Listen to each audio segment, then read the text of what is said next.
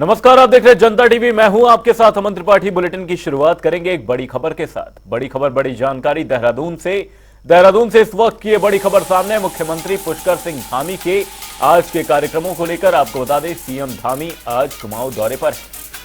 CM Dhami Haldwani, Khatima और टनकपुर जाएंगे। CM Dhami इस दौरान विभिन्न कार्यक्रमों में शिरकत करने वाले हैं। हल्द्वानी में विश्वविद्यालय का दीक्षांत समारोह आयोजित किया जा रहा है। वहीं खटीमा में विकसित भारत संकल्प यात्रा में सीएम धामी शामिल होंगे। वहीं टनकपुर में बिजली विभाग के कार्यालय का शिलान्यास करेंगे सीएम धामी। के आज जो भी कार्यक्रम है उन्हें लेकर ये बड़ी खबर सामने है। टनकपुर में बिजली विभाग के कार्यालय का शुभारंभ करेंगे सीएम पुष्कर सिंह धामी। का कुमाऊं दौरा प्रस्तावित है। इस दौरान सीएम धामी हल्द्वानी, खटीमा और टनकपुर जाएंगे, जहां सीएम धामी विभिन्न कार्यक्रमों में शिरकत करने वाले हैं।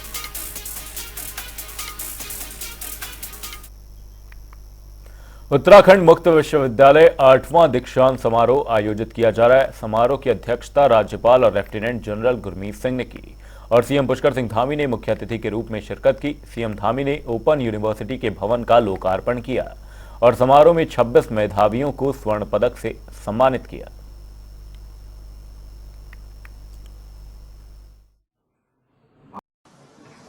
मैं उत्तराखंड की ज्ञान की गंगा को अविरल प्रभावित करने वाले इस संस्थान में जब भी आता हूं तो निश्चित रूप से स्वयं को गौरवान्वित महसूस करता हूं।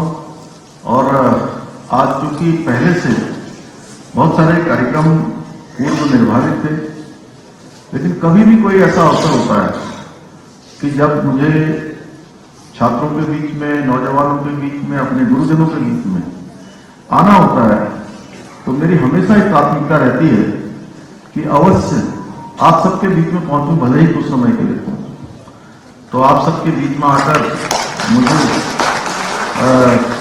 अत्यंत ही स्वयं को मैं जहां गौरवान्वित महसूस कर रहा हूं, वहीं एक नई ऊर्जा भी आप सबके बीच में आने से निश्चित रूप से प्राप्त होती है।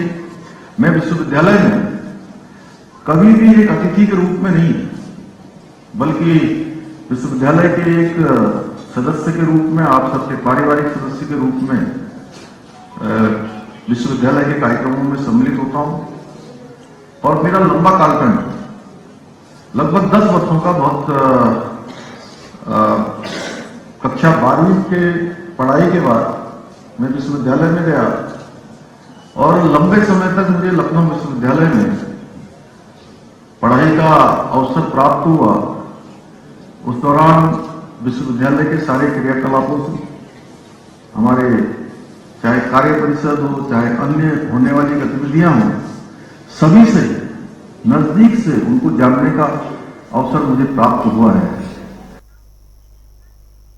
पहाड़ों की रानी मसूरी में आज से 30 दिसंबर तक विंटर कार्निवल होने जा रहा है, जिसके लिए तैयारियां लगभग पूरी हो चुकी हैं। तैयारियों को अंतिम रूप दिया जा चुका है। कई बड़े कलाकार कार्निवल में प्रस्तुति देंगे। बता दें कि मसूरी विंटर लाइन कार्निवल और फूड फेस्टिवल का शुभारंभ मुख्यमंत्री पुष्कर सिंह धामी करेंगे। वहीं एसडीएम डॉक्टर दीपक सैनी ने बताया कि मसूरी विंटर लाइन कार्निवल को लेकर सभी तैयारियां पूरी कर ली गई हैं। मसूरी को विंटर लाइन की तर्ज पर लाल और गोल्डन लाइट से सजाया गया है। कल से जो है मसूरी विंटरलाइन कार्निवल कल से स्टार्ट है। तो इसकी जो शुरुआत है वो हमारी नेचुरल एक्टिविटीज से है, नेचर से संबंधित एक्टिविटीज से। प्रातः 8:30 बजे से एक जो है बर्ड वॉकिंग है, ये हमारा इंटेक है, उनके जो है वहाँ से कोऑर्डिनेट कर रही है सेजल अग्रवाल मैडम है। बहुत ही इंटरेस्टिंग एक्टिविटी है ये। उसके बाद हमारे दोपहर में 3 बजे से लैंडोर बाजार में हेरिटेज वॉक भी रखा गया है नेचर एक्टिविटी में। हल्द्वानी में कैबिनेट मंत्री धन सिंह रावत ने जीजीआईसी विद्यालय में वीर बाल दिवस के अवसर पर कार्यक्रम में शिरकत की। इस दौरान सिख समाज के लोगों ने धन सिंह रावत को पगड़ी पहनाकर उनका स्वागत किया। कार्यक्रम में सिख समाज के शहीद साहिबजादे को श्रद्धांजलि देते हुए मंत्री धन सिंह रावत ने कहा कि प्रधानमंत्री नरेंद्र मोदी ने समाज को एक नई दिशा देने का काम किया है। ये कार्यक्रम सभी स्कूल और विश्वविद्यालयों में किया जा रहा है। वीर बाल दिवस को लेकर हो रहे कार्यक्रमों में से विद्यालय के छात्र छात्राओं को भी वीरता का गौरवशाली इतिहास पता चलेगा। गुरुद्वारा गुरु नानकपुरा उपस्थित होगी। लोग प्रायः जो है वीर बाल दिवस को भूल गए थे और जो उनकी शहादत थी वो भी भूल गए थे। प्रधानमंत्री जी ने इन 9 वर्षों में हर साल वीर बाल दिवस मनाने का निर्णय किया। हर स्कूल कॉलेजों में जो है उनके बारे में बच्चों को ज्ञान होना चाहिए कि उन्होंने क्या क्या जो है अपने ज़माने में, क्योंकि वो इतने छोटे बच्चे थे, आपने अगर उनका इतिहास पढ़ेंगे तो उन्होंने भारत की रक्षा के लिए और अपने धर्म के बचाव के लिए जो है प्राणों की आहुति दे दी थी। और आज पूरे उत्तराखंड में भी, पूरे देश में भी, हमारे शिक्षण संस्थाओं में भी और सभी जगह जो है वीर बालक दिवस के रूप में हम इसको मना रहे हैं। नई पीढ़ी को बता रहे हैं कि उनका क्या बलिदान कैसा हुआ, क्या क्या उनका योगदान रहा।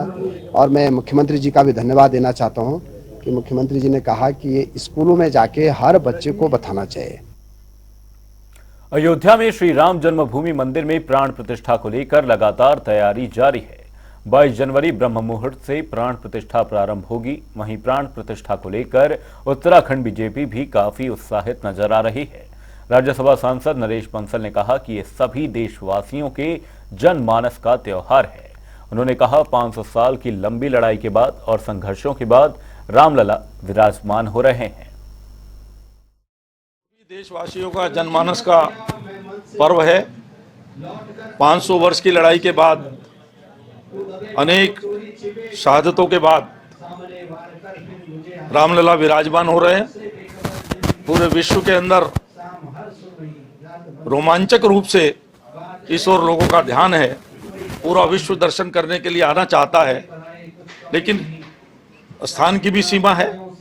लोग जाएंगे उस दिन, प्रधानमंत्री जी के द्वारा वहां पर यह शुभ कार्य होगा।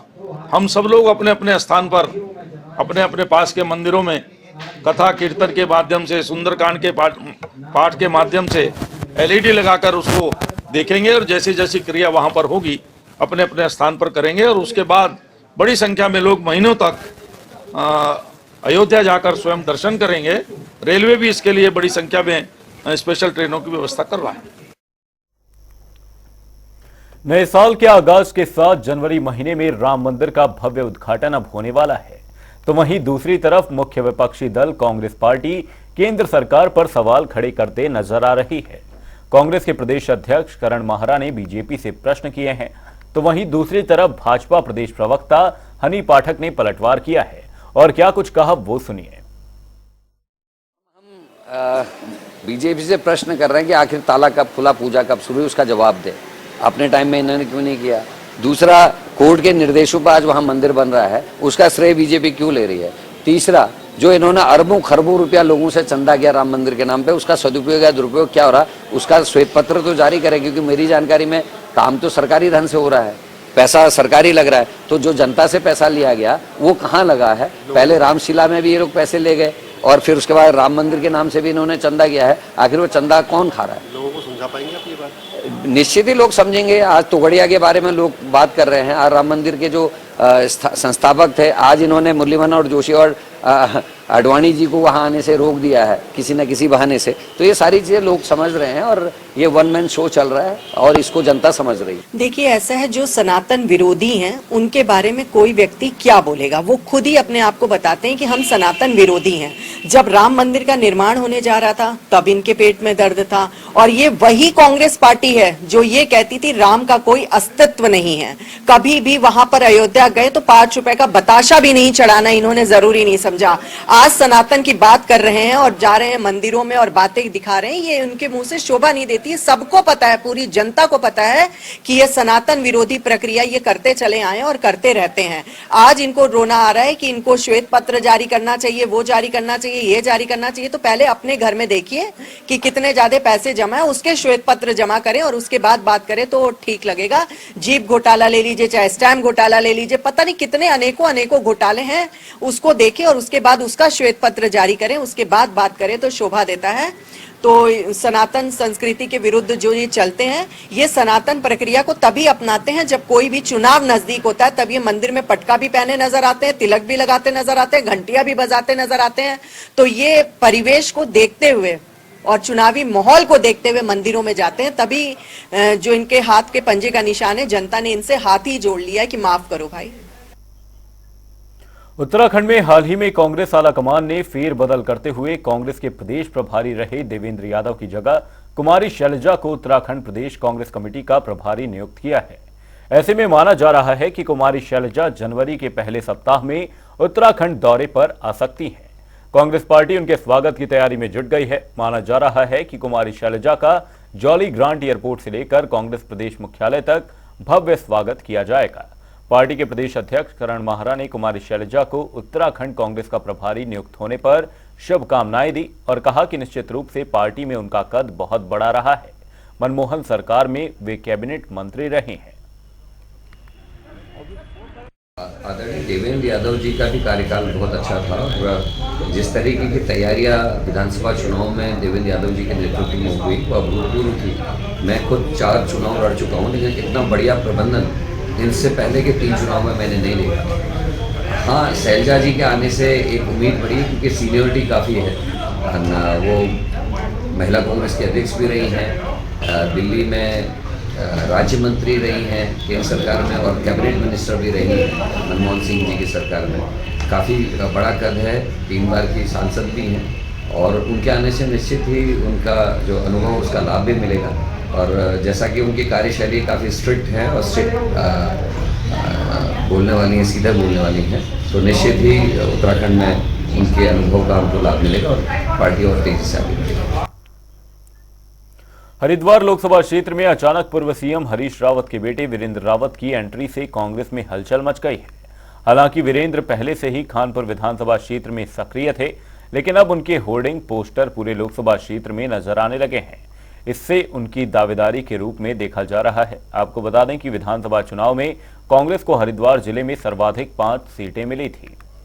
वहीं आपको बता दें, हरिद्वार के समीकरण को देखते हुए पार्टी हरिद्वार संसदीय क्षेत्र को ही लोकसभा चुनाव में अपने सर्वाधिक मुनीफ मान रही है।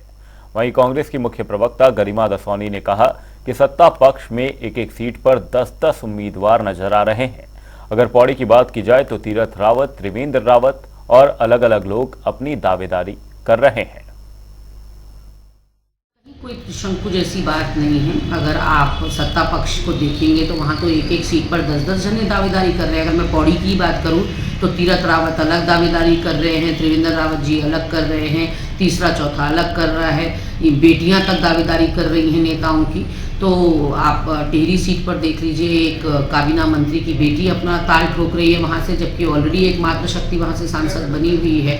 तो ऐसे में लोकतंत्र और संविधान इस बात की इजाज़त देता है कि कोई भी कहीं से दावेदारी कर सकता है, वो स्वतंत्र है, वो स्वेच्छा से कहीं से भी चुनाव लड़ सकता है। ये पार्टी को निर्णय लेना होता है कि जिताऊ कैंडिडेट कौन है और टिकाऊ कैंडिडेट कौन है।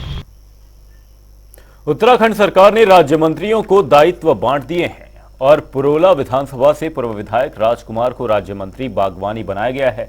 अपने गृह क्षेत्र यमुना घाटी पहुंचने पर उनका भव्य स्वागत हुआ, जहां उनके स्वागत के लिए सैकड़ों की संख्या में लोग शामिल हुए। जनसभा को संबोधित करते हुए राजकुमार ने मुख्यमंत्री धामी का धन्यवाद दिया और बताया कि राज्य बागवानी के क्षेत्र में बहुत आगे बढ़ेगा। और क्या कुछ कहा उन्होंने, ये आपको सुनवाते हैं।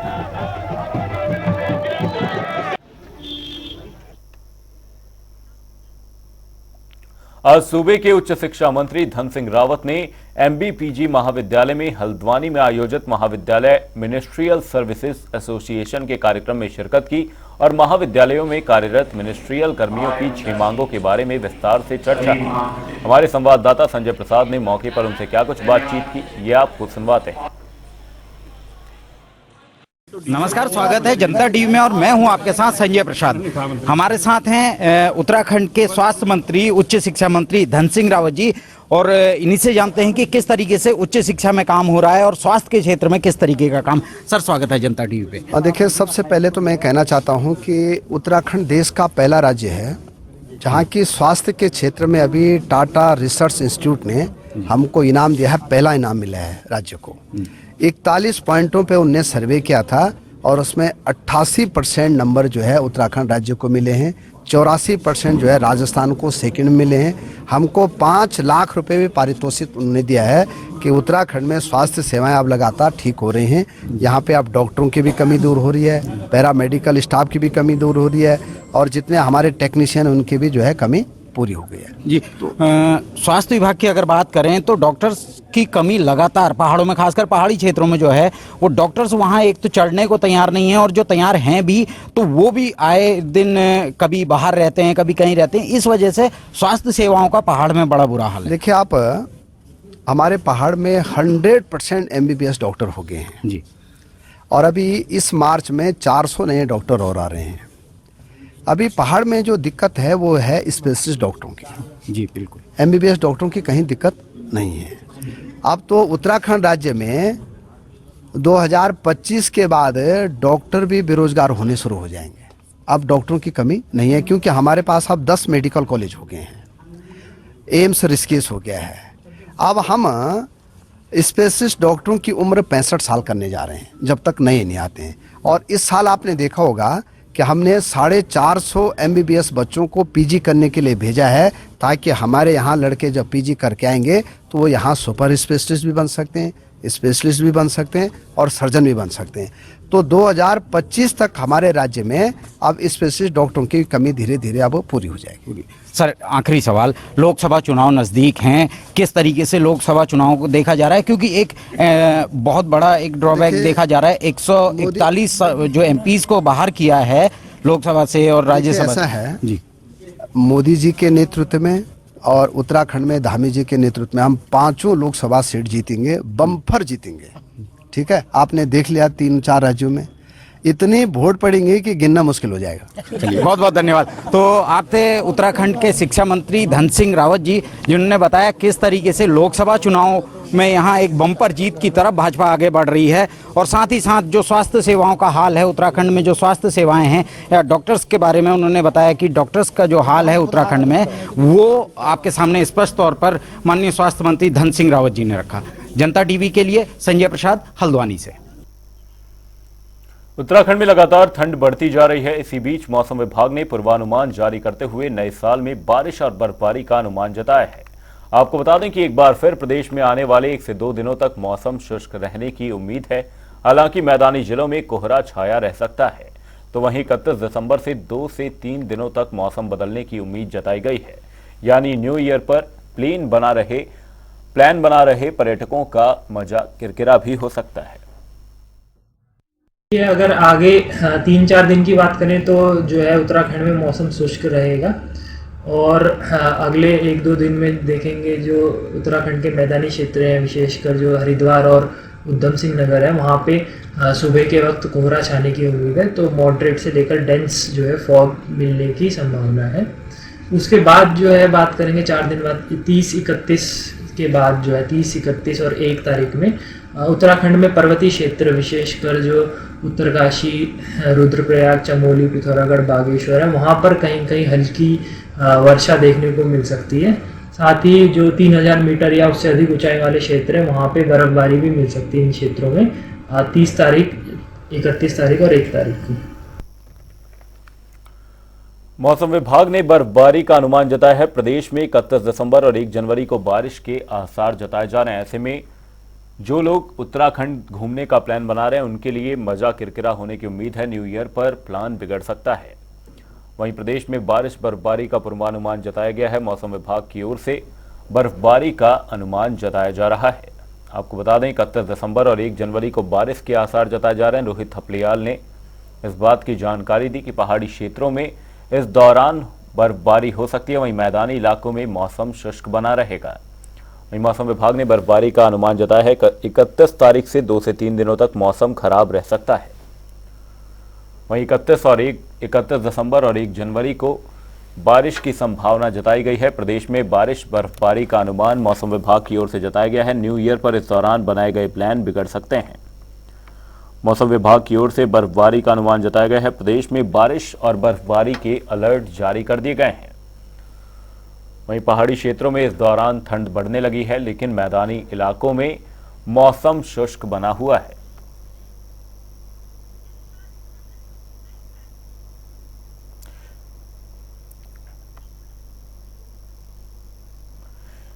इसी खबर पर देहरादून से हमारे संवाददाता यशराज आनंद हमारे साथ जुड़े हैं। यशराज, आपसे जानना चाहेंगे फिलहाल उत्तराखंड में ये जो अपडेट सामने आया है 31 और 1 दिसंबर को लेकर, क्या कुछ जानकारी दी गई?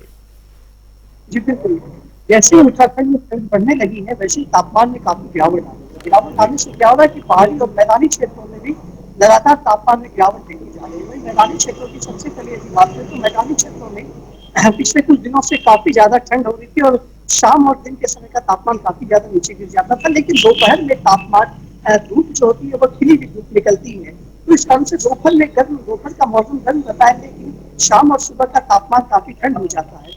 वही यदि पहाड़ी क्षेत्रों की बात करें तो पहाड़ी क्षेत्रों में लगातार बारिश और बर्फबारी से तापमान में काफी गिरावट देखी गई है।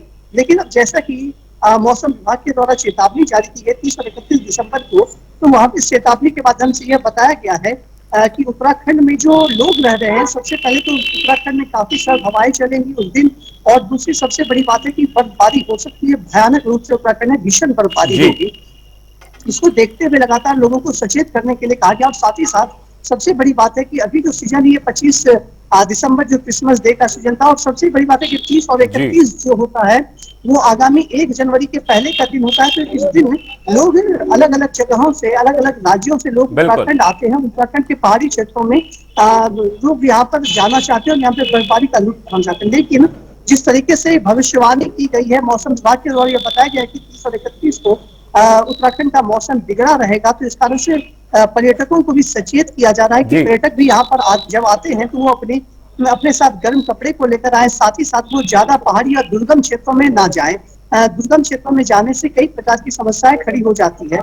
लेकिन यही थी बात की जाए प्रशासन की, तो प्रशासन पूरी तरीके से मुस्तैद नजर आ रही है। एनडीआरएफ, एसडीआरएफ और पुलिस प्रशासन और स्वास्थ्य विभाग लगातार इस 1 जनवरी को देखते हुए पहाड़ी क्षेत्रों में अपना जी यशराज, ये पूर्वानुमान कितना सही होता है ये तो आने वाला वक्त बताएगा। 31 दिसंबर और 1 जनवरी को बारिश बर्फबारी का अलर्ट जारी किया गया है। फिलहाल के लिए बुलेटिन में सिर्फ इतना ही, कहीं जाएगा नहीं। जनता टीवी पर खबरों का सिलसिला रहेगा जारी, तब तक के लिए नमस्कार।